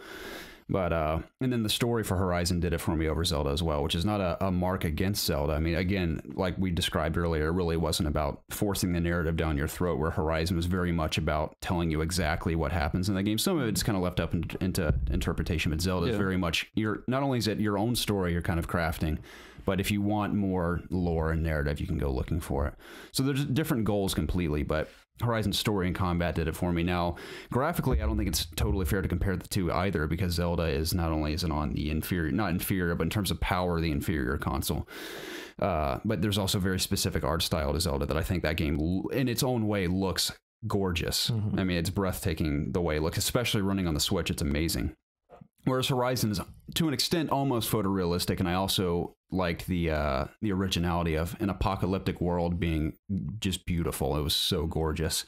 I mean, everywhere, even though it is on PS4, 30 frames per second, I think I played it in like 2K on PS4 Pro, and it still looks amazing. Yeah, it looks incredible. So that was another reason, but the story as well just stuck with me after you. The photo mode in Horizon is fantastic. That's special too. I captured a lot of moments in that game with photo mode. I mean, there's technically a photo mode in Zelda too. Yeah, but it's not quite as in depth. But Horizon's story really stuck with me for a while after playing it, and just wrapped up the DLC. And there wasn't a super deep narrative in the DLC, but gameplay was just a reminder of how much I love that game. But in a lot of ways, I think those two games really do stand together as far as the best games of the year for me. So it wasn't, I was like, I'm picking Horizon because I think it's totally better than Zelda, because I almost put Zelda as my game of the year, because I think in a lot of ways the gameplay's better than Horizon. But that's why I stuck to it, because that game stuck with me the most in a lot of ways. So yeah, very nice. Very excited for the follow-up to both of those games. Let me ask you this. At the Game Awards in particular, do you think if Zelda didn't come out this year, would Horizon win over Super Mario? I don't think so. I think Mario would have taken it for sure. Yeah, which is funny because Mario is towards the bottom of all of our lists. That's the thing, is Mario is fantastic. When I played it today, you talk about a game that puts a smile on your face. Like, it has one of the most memorable gaming moments of the entire year for me. I mean, that's the only game that made me cry this year. Yeah. I mean, other games I had emotion in, like, for example, in Horizon, well, there was some epic moments where I almost cheered because the combat was so epic. And then Wolfenstein, that just had great action, and the story was awesome. Really comedic moments. So I laughed out loud a lot in that game. Resident Evil made me fall out of my chair screaming. And then Mario made me cry. So some sort of emotion came out of me in all of these games. Yeah. So that moment when that ooze thing or molded came around that corner, that was the scariest moment of the year. Yeah, it was terrifying. Yeah, that game struck true fear into me for sure. I'm excited to jump into the DLC with you. And Mrs. Baker, my goodness. And that's easily my till this. I mean, we haven't done too many walkthroughs since then, but in terms of full walkthroughs through games, Resident Evil has been my favorite by far that we've done on this channel. Yeah, I enjoyed that a lot. It was really fun. I think the biggest problem with me and Mario is I just haven't played it enough either. There's just more things for some reason right now that I want to play instead of Mario, and I kind of just want to save Mario for when I want something to play on a handheld. For me, it's hard to sit down and just collect moons. I don't know. Yeah, no, I agree. Like it was easy just getting through the story or the main game, but I don't know. I just have other things I want to play right now. No, I agree. Yeah, honorable mentions for me are definitely, even though I haven't finished them, Persona, and there's one other one I was going to mention that I haven't finished. Hellblade is another one, because I think Hellblade is really good. Yeah. But Persona especially, because I probably will never finish it. I just don't have time. Yeah, I gotta give it up for Resident Evil 7 as well, because it reinvented the series, and especially in VR, just freaking incredible. That was like the first VR game where I was like, okay, I see this. Can I just go through a list really quick? I didn't play South Park this year, which before. Any of us did. Yeah, I don't know if I'll ever even get to it as well. I don't want to play it for some reason. I thought I did. I'm not either. The Evil Within 2 is really good. I haven't beaten it yet. Oh, dude, isn't this hilarious that Uncharted: The Lost Legacy came out and I forgot it even existed? Did you? That means something. Yeah, I platinumed it. And that's the thing, is it was fine. Like, it was very good, but that just shows the caliber of the things that came out this year, where granted it was a smaller game, but it definitely was an Uncharted game. That a Naughty Dog Uncharted game came out this year and nobody's talking about it. Yeah, I actually just finished reading about the development of Uncharted 4 in Jason Schreier's book, and it was pretty awesome to read about. And after reading that, I can see why Bruce Straley left.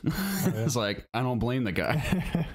So it was very interesting. I think Cuphead deserves a shout out. Oh yeah, dude. Cuphead's phenomenal. I've not played it yet, but I almost put it number 5 on my list. Wow. Have you finished it? No.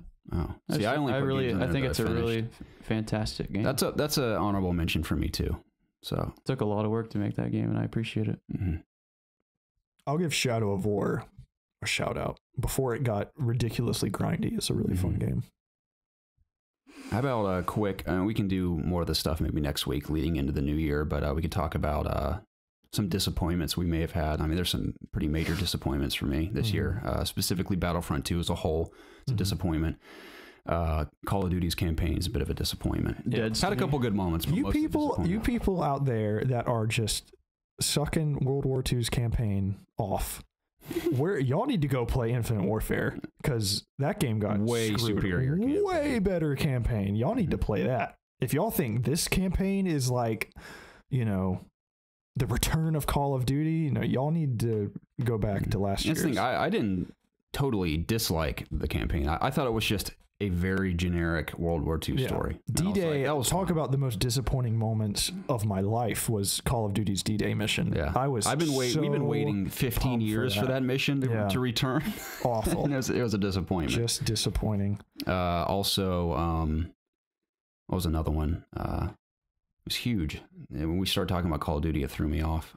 Destiny 2. Destiny, yeah. Massive disappointment. I was thinking of Infinite Warfare. I really like that campaign. Yeah, you said it wrong. It's Destiny. Yeah.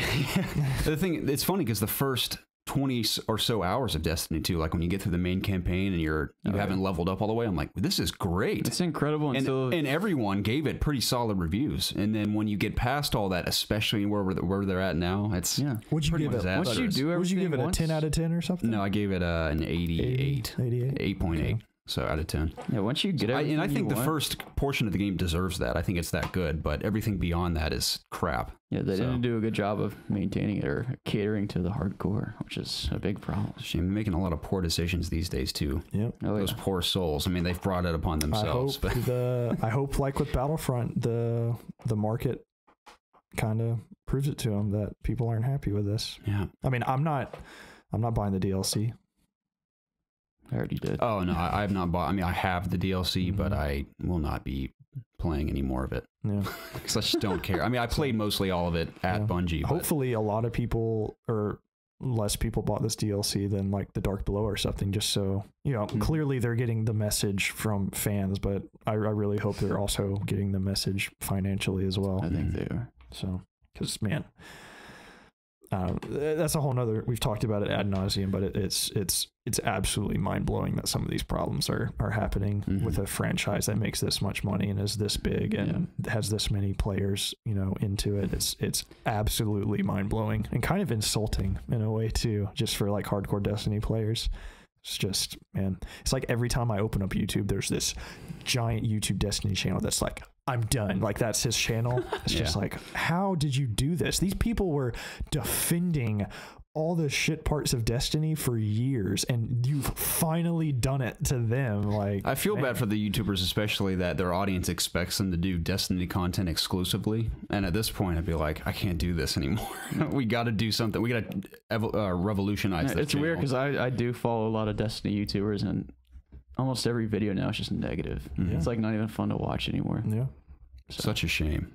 Maybe they can turn things around, but right now it's not looking so good. They're going to need a Christmas miracle. They need like a nice big free update to get people's, their, I can't think of the word. Good. I have faith that the next expansion will be positively received over Curse of Osiris. It came out at a bad time, and that was in development before the game even launched. It was in development for about 7 months. Or shortly after. So they couldn't really implement any of the changes that players really want. Those are going to have to come out over time. So I think their next big expansion will not only include, hopefully and presumably, better content and more content, but updates that players have been demanding since the game's launch. Yeah. So I have faith in Bungie. I mean, we have they've developed some of my favorite games of all time. So hopefully they can bring Destiny 2 to the place it needs to be for their fans. I'm not one of them per se, but I'd like to see them succeed because I have enjoyed Destiny in the past. I'm just disappointed. Yeah. But we're running very low on time, so we should do some questions. Well, we have about 4 minutes, but I can maybe sacrifice a few more minutes if we want to jump into these community questions. Yeah, do it. You can just shoot through them really quick. Yeah, if you guys want to reach us for community questions, to have your questions read on this show or our additional podcast, Ask IOG, which will make its triumphant return more than likely in the near future. We've been saying that for about 2 months now. More than likely in the near future. But it will return. So keep sending us those questions. I promise you we're going to get to them. We have so many awesome ones to get to. It's going to be a great few episodes of Ask IOG when we get to it. But if you want to reach us, you can reach us in one of three places, like I mentioned. You can email us at itsobviousgaming@gmail.com. You can tweet at us at obvious_gaming. Or you can submit your questions in the Ask IOG section of our Discord channel. Now, if you need to reach any of those places, you can find the links to all of them in the description of every single one of our videos, so you don't have to go manually type it in anywhere. Just go to any one of our YouTube videos, go to the description. There's a connect with us section. You'll find it all there. All that being said, number one comes from Rupert, gentlemen.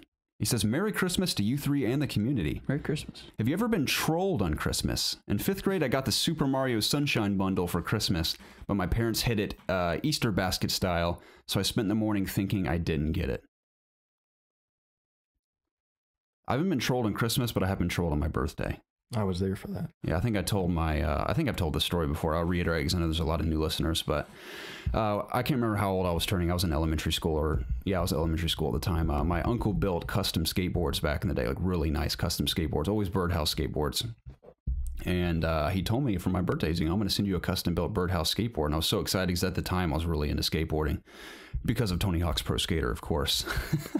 But I knew it was coming. And on my birthday, I opened the box that it was supposed to come in. And I opened it to a very crappy, like Tommy Cat Walmart skateboard that is just so bad. I mean, the wheels don't turn. There's no grip tape on the top. It's just some stupid looking cat on it.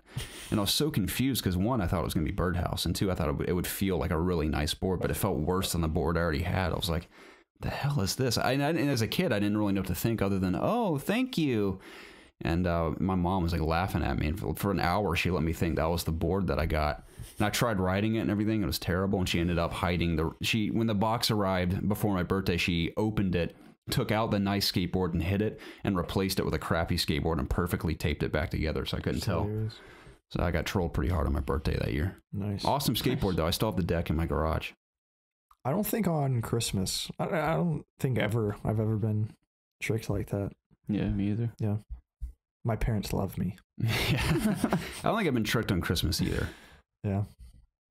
I mean, I got tricked into thinking I didn't get a car. I got tricked into thinking Santa Claus was real. The most convincing one was when I was a kid. I woke up, the cookies and milk that we'd laid out. The milk had been drank, and a couple of the cookies were left over with like Santa had taken a bite out of a few and left them.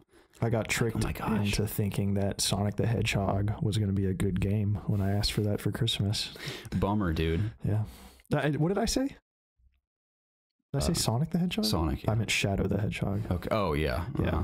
Yeah. I got trolled into thinking Far Cry 2 was better than Fallout 3 one year. I definitely did. Yeah. I got surprised. I got trolled in a good way. That Fallout 3 was changed our lives changed forever. my life, yeah.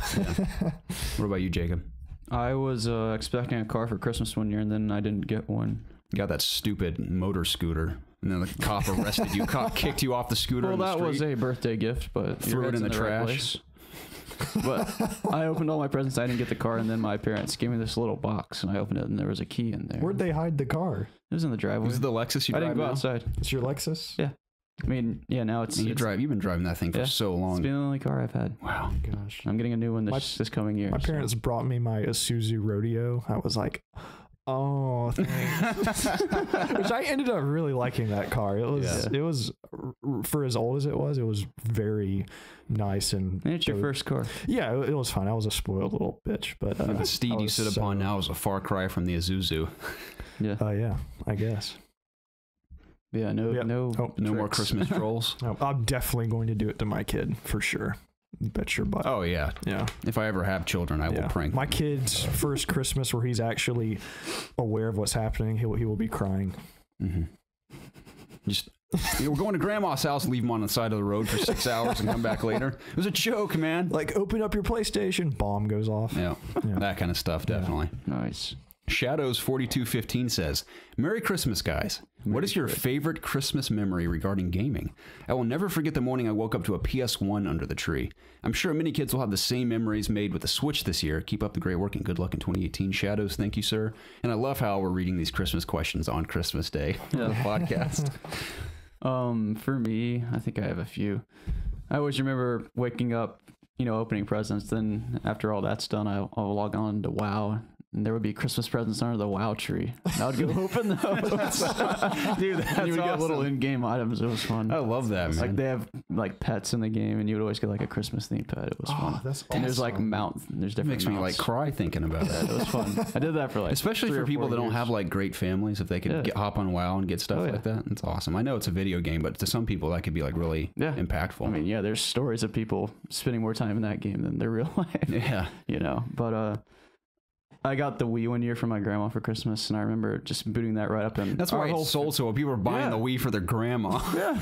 Well, I mean, she bought it for me, but we played that with the Wii all day, just Wii Sports. That was so fun back in the day. Mm-hmm. And we have family come to our house for Christmas. I'd love a return of Wii Sports, but on Switch, called Switch Sports. The year that we got Fallout 3, which obviously that's probably my favorite Christmas memory. In terms of gaming, yeah. Yeah, but I'm not going to say that just because I've said it so much. But the year that we got that, I went to my grandparents or my grandma's house in Birmingham, and she got us a Wii to keep there to like give us incentive to come to her house. I got a Wii. Yeah, it's like I got a Wii off the Home Shopping Network with all these plastic peripherals. You'd like a golf club giant plastic stick. You'd like click on it.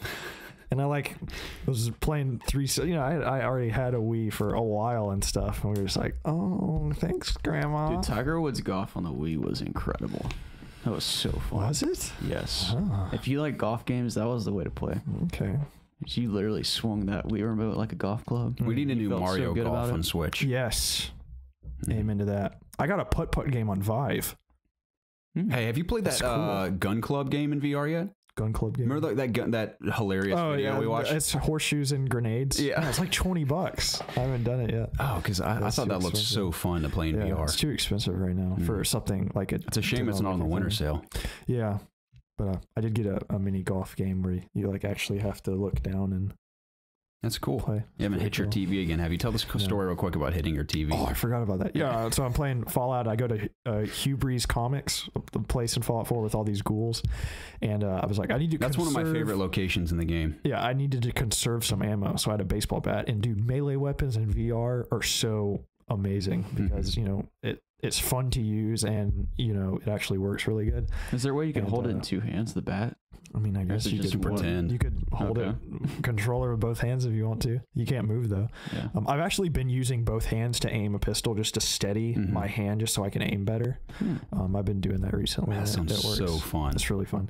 What was it? Oh yeah. So this ghoul runs around and when you're in VR, I have this bat, like I'm completely, obviously I'm not in the game. I'm in goggles and stuff, but it catches you off guard sometimes, especially when something jumps out at you that you instinctively swing your hand to smack this ghoul dude. And I freaking hit a home run. It's like, boom. And I just heard this bam, just smack. And I ripped my goggles off.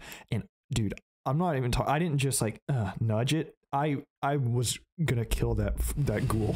He was dying, and I hit my TV so hard it threw my PlayStation camera, like Garrett's is sitting up there. It was like across the room.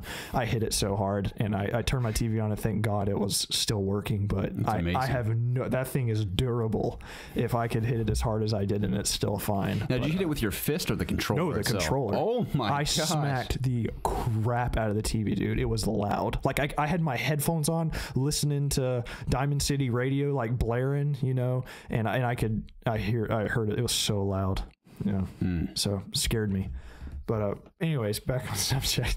My favorite Christmas story has to be when I got my Super Nintendo, my first console ever.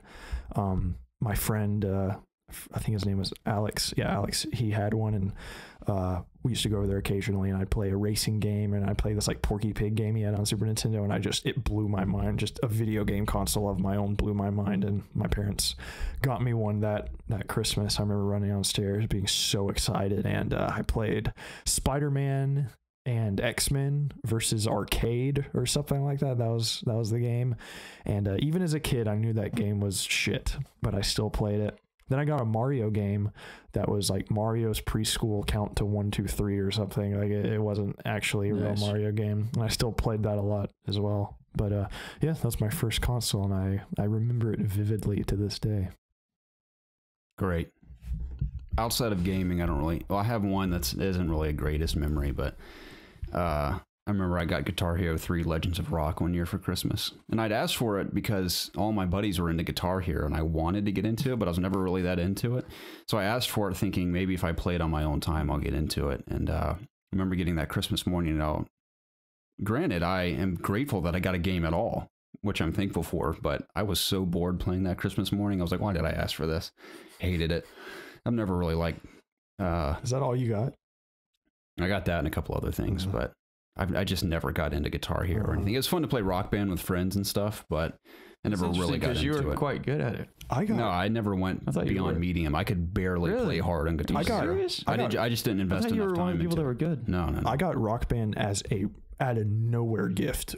One Christmas, didn't ask for it. Just my parents were like, "Here's Rock Band." And I was like, "Those are the best gifts where they give you stuff you don't even know that you want." Right. It's actually a surprise. So yeah, dude. Preston got so good at the drums he could turn his back to the TV and play drums on expert. I used to come home from school and play hours of Rock Band drums. That's what we used to do every single day. By myself. Yeah, I could play Waking the Demon for Bullet for My Valentine on expert without even looking at the screen. I'd turn my back to it. Yeah, I played that song a lot. Thought it was so badass, dude. So heavy. I still like that band. I like their old stuff. They're good. Yeah. I still think it's good for what it is. Yeah. Vetus 100 says, "Hello guys, I remember when my brother brought the very first Xbox home. I wasn't allowed to play it, but I still did when no one was home. Sneaky. The first Xbox game I played was Hitman. I was about 8 or 9. What's your opinion on the Hitman games?"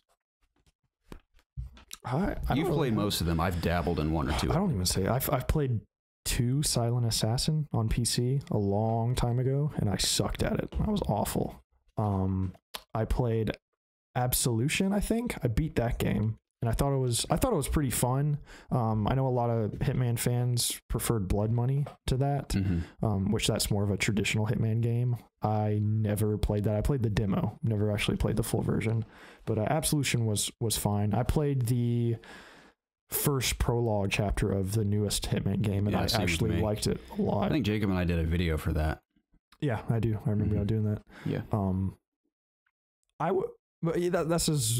I respect the Hitman franchise, but unfortunately I've never, besides Absolution, played through the entirety of one or really got into one. But the newest Hitman really has piqued my interest, and I would like to think one day I have nothing to play and can hop on that and perfect a level or whatever.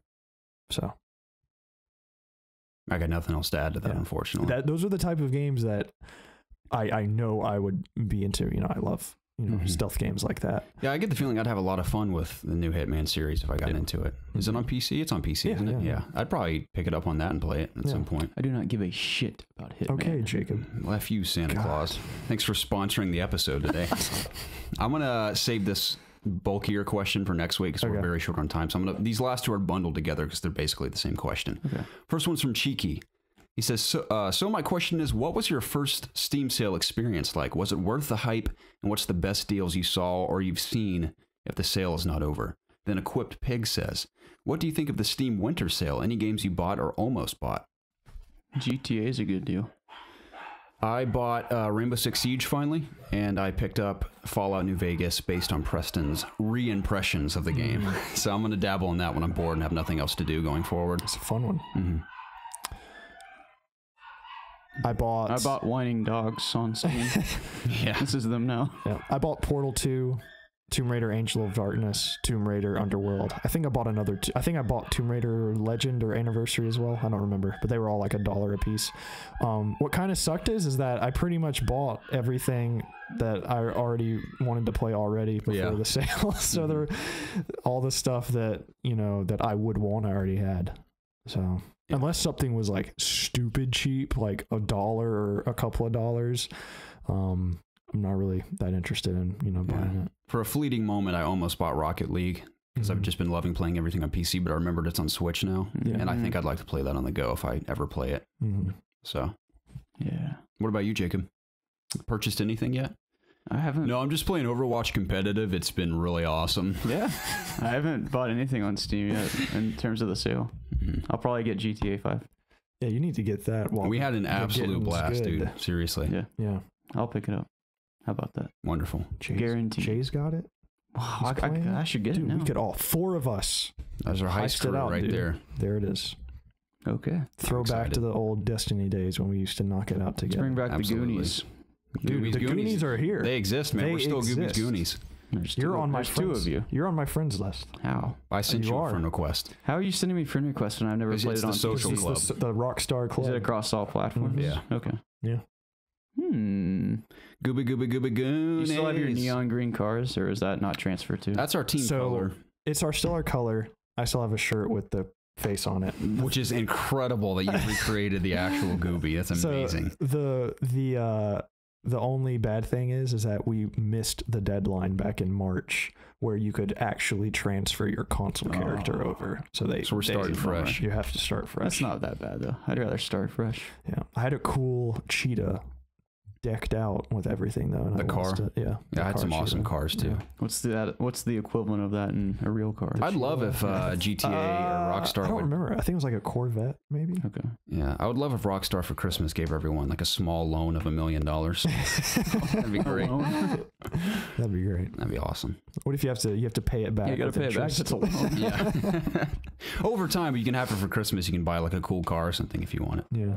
For the next 12 months, we're slowly going to take money away from you to pay it back. Yeah. Then you can have like a simulation where you're just in extreme debt and you have all loan officers chasing you down for the remainder of the game. It added the criminal aspect of the game. You were in the middle of a heist and a guy our cell phone's ringing.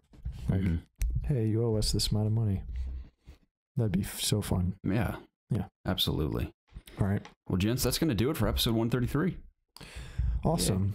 That was the It's Obvious Gaming podcast, the show where my two friends and I talk about video games and other things. If you liked it, please come to youtube.com/ItsObviousGaming. Please write down in the comments down below. Tell us we look funny looking at each other, or we talk too close to the mics, or we are weirdos or something like that. We would really appreciate that. Also subscribe to us on iTunes. We want to get on that new and noteworthy. We got to get into the hundreds. Yes. We need to get into the hundreds. We're at We're like halfway there. halfway there. Okay. We can do this. We can do this. If everybody that listens to us, we get what, like around 2,000 listens per episode, roughly? Mm-hmm. Like a super small percentage of you guys just have to take 5 seconds of your time tonight when you're taking a crap after eating. Like all I'm the going to do immediately after all this that episode. Christmas is over. You've had all this Christmas stuff and your bowels are just exploding. You go and take a massive megalodon shit tonight. Just open up you're already on your phone. Go to iTunes, write us a review. Just, you could even tell us what you had for dinner that night. Mm-hmm. That's giving you so much stomach problems. Just give us a 5-star and we would greatly appreciate it. That would be the best Christmas gift you could ever give us, and we would greatly appreciate it.